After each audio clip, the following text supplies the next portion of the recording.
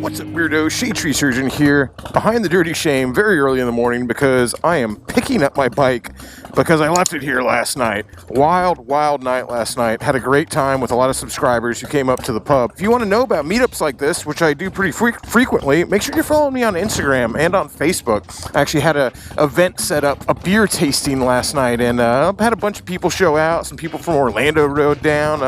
They all kept it pretty cool. I did not, which is why my bike got left here. But luckily, your old boy Shadetree is blessed in the fact that he don't get hangovers, so I am bright-eyed and bushy-tailed, and it's time to work on the FXR. We're getting rid of these forward controls, man. Definitely got like this weird love-hate relationship with the forward controls on this bike, because when I put the stock seat on it, they actually felt right. I was like, wow, these feel like they're in the right position, which they never did with the old seat. But now that I have this Lapera on there, because I didn't like the stock seat, the forward controls are way too forward for me. I feel super stretched out. Like, I want to keep them there because I want to use them as highway pegs, but it just is not comfortable. So luckily I have mid controls for this bike. They're actually the mid controls that came off this bike, but it does have a Performance Machine master cylinder up there for the rear brake. So it's going to be kind of weird putting everything back together, and hopefully all those old parts actually still work. But if they don't, that's why I'm at the Ride Factory, because these guys know what's up. And of course, right here in our hometown, Ybor City, about a half a mile down from the shame. We're neighbors. All right, got the bike up on the lift. Just finished doing a video on, let's see, can I point at it? There it is.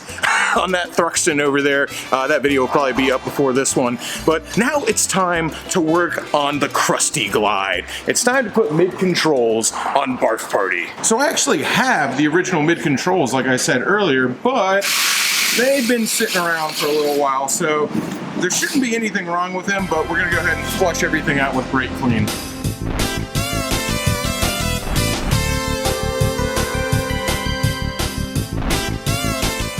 Glad I'm addressing this now, because here's something I didn't even realize.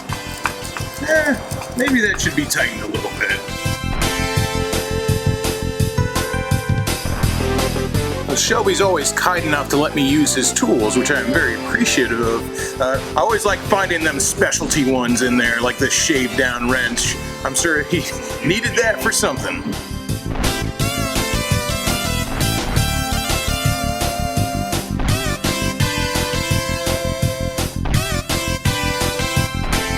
If you've ever put forwards or mids on a Dyna or an FXR, you'll know that this is where the shifter actually goes, and this is the old actuator arm that connects to the transmission, which is over here, which luckily was still in there. It was just kind of laying down, so I even have the original linkage to stick in there, so far things are looking pretty good. Don't worry, there'll probably be some disaster later.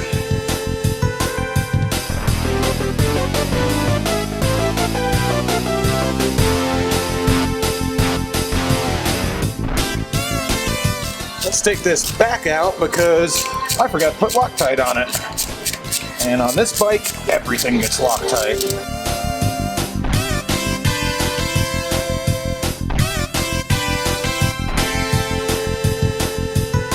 Well, there we go. That side was super easy. The brake side, probably not so much.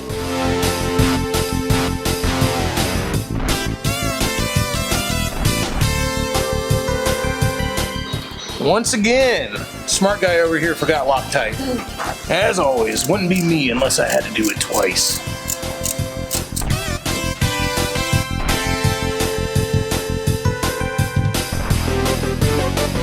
Even though it looks pretty crusty, this Performance Machine master cylinder is actually really nice, so I'm bummed that I'm going to be losing it and going back to the stock stuff, which is far inferior, but I really want those mids.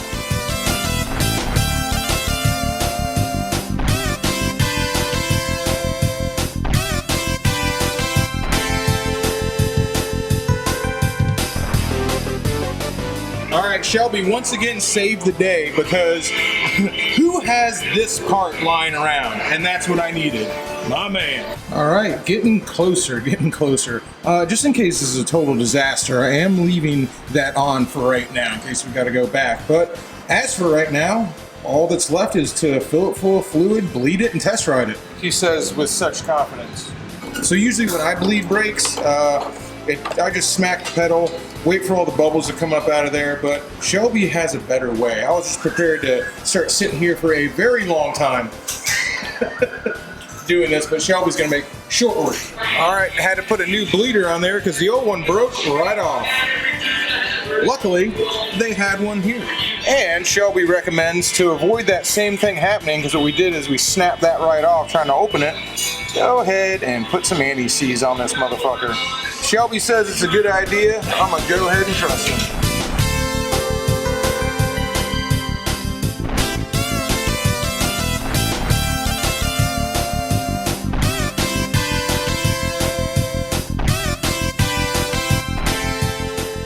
Well, we have a brake pedal.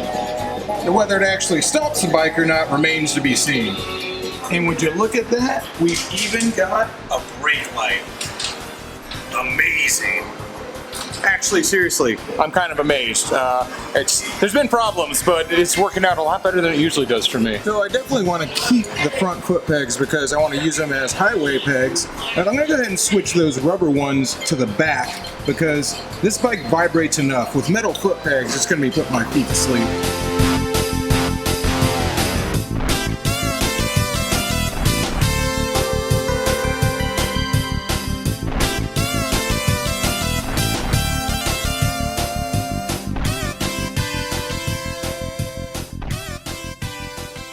Alright guys, it's time for the good, the bad, and the ugly of switching to mid-controls. The first thing you gotta get used to is backing the bike up and hitting your shin. I've had mid-controls on motorcycles before, but the problem comes is this is the first time I've had them on this motorcycle. But they've been on there for a couple weeks now, so I'm getting used to them. I will say, what I immediately love is shifting is 1,000 times easier, braking is way easier, just reaching all the controls is so much better with mid controls than it is with forward controls, at least with the forward controls that I had on this bike. Even better than all the controls being easier to use is the control that I feel like I have over the bike. Just riding it around and handling. It just feels, with these mid controls, it feels like you're so much more in control of the bike.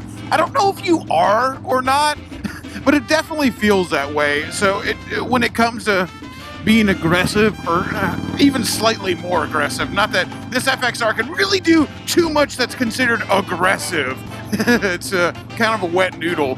But when it comes to just pushing it a little more when you're in turns and just like whipping it around town, these feel way better. They're way more confidence-inspiring.